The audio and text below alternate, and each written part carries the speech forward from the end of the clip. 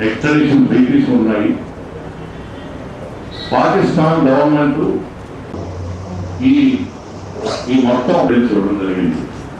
తర్వాత 10 సంవత్సరాలు కంటిన్యూ అయింది ప్రయోగం సహా మనకు సమాచారం ఉంది.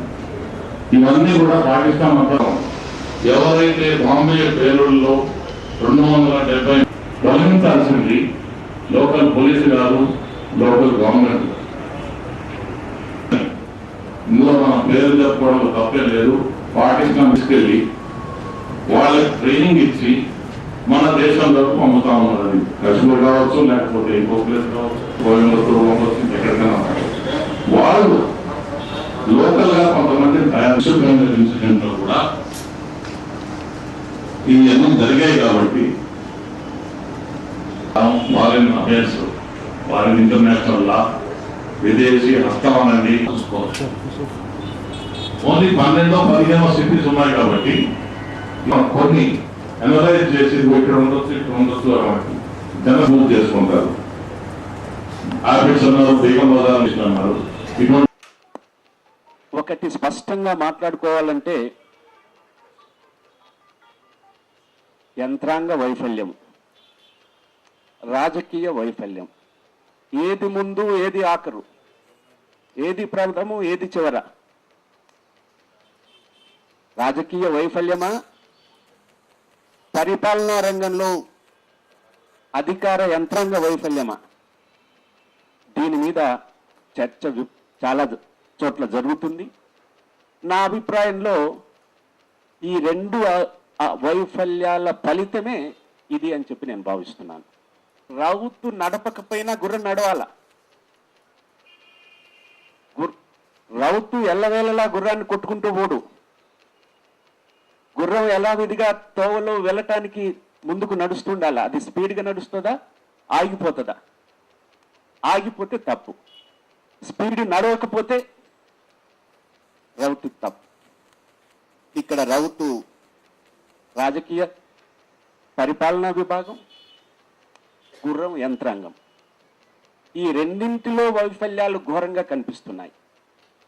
దీన్ని ఏ మేరకు సమర్థించగలుగుతాము, ఏ మేరకు విశ్లేషించగలుగుతాము, రాబోయేటటువంటి పరిణామాలను ధీటుగా ఎదుర్కోవటానికి సత్తా, ధైర్యం, రాజకీయ సంకల్పం ఉంటుందా ఉండదా అనేది పెద్దలకు వదిలేస్తూ ఈ సదస్సుకు వచ్చిన అందరికీ మరోసారి కృతజ్ఞతలు తెలియజేస్తూ సెలవు తీసుకుంటున్నాను. ముఖ్యంగా 2 రకాలుగా జరుగుతూ ఉంది. ఒకటి, పాకిస్తాన్తో మనకున్న సంబంధాల వల్ల అక్కడి నుంచి స్ఫూర్తితో, అక్కడి నుంచి సహాయంతో, అక్కడి నుంచి ఇన్స్పిరేషన్తో కొంతమందిని ఉద్రేకపరిచి ఇక్కడ ఇలాంటివి జరుగుతున్నాయి. కొంత అసంతృప్తి ఉండి ఆ మనుషుల్ని పట్టుకుని, లేకపోతే ఐడియాలజికల్ దృష్టిలో, మత దృష్టిలో ఏదైనా డిస్సాటిస్ఫైడ్ పీపుల్ ఉంటే వాళ్ళని తీసుకుని వాళ్ళతో కొన్ని గ్రూప్స్ తయారు చేసి వారి ద్వారా ఇదంతా జరగడం జరుగుతోంది. అది కాకుండా ఇంటర్నల్గా కూడా పాకిస్తాన్ ప్రమేయం లేకుండా కూడా కొంత జరుగుతుంటుంది. ఇక్కడ prevention is better than cure అంటారు కదా ఎప్పుడూను. అలాగా ఉగ్రవాదం యొక్క దాడి జరగకుండా దాన్ని ఆపటం, that is the most important priority. జరిగిన తర్వాత మనం ఏం చేయాలనేది రెండోది. అది దురదృష్టవశాత్తు జరిగితే అది మన లోపం అనే అనుకోవాలి. కాబట్టి prevention is the most important thing. So ఉగ్రవాదుల్లో అప్పుడు ఉగ్రవాదం కంప్లీట్గా మాసిపోతుందని అన్న నేను, తగ్గడానికి అవకాశం ఉంది, తప్పకుండా తగ్గుతుంది. ఒక్క ఉదాహరణ చెప్పాలంటే, ఇంతకుముందు మన దగ్గర నార్కోటిక్స్ అంటే డ్రగ్స్ అవి ఇవి అంటాం చూడండి, వాటికి మంచి యాక్ట్ మన దగ్గర లేదు. ఒక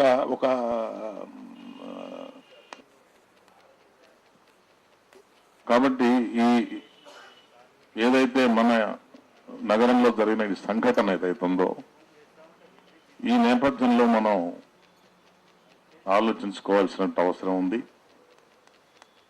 దాని నివారణ కానీ, దాన్ని పరిశోధించి దోషులను శిక్షించడంలో కానీ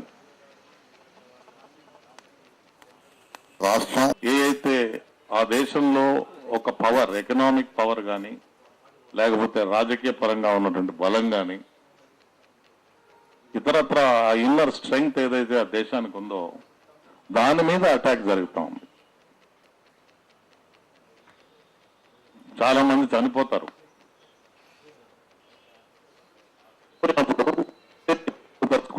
టెర్రరిస్టులు అంటే మీరు చాలా వనరబుల్, మేము ఎక్కడంటే అక్కడ చేయగలం అనేటువంటిది ఆ సందేశం ఇవ్వాలనే అభిప్రాయంతో ఇవి జరుగుతూ ఉన్నాయి.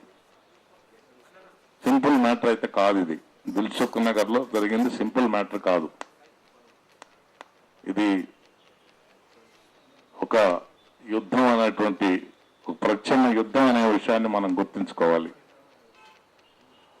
యుద్ధాలు నివారించవచ్చు, వాటిని సమర్థవంతంగా ఎదుర్కోవచ్చు.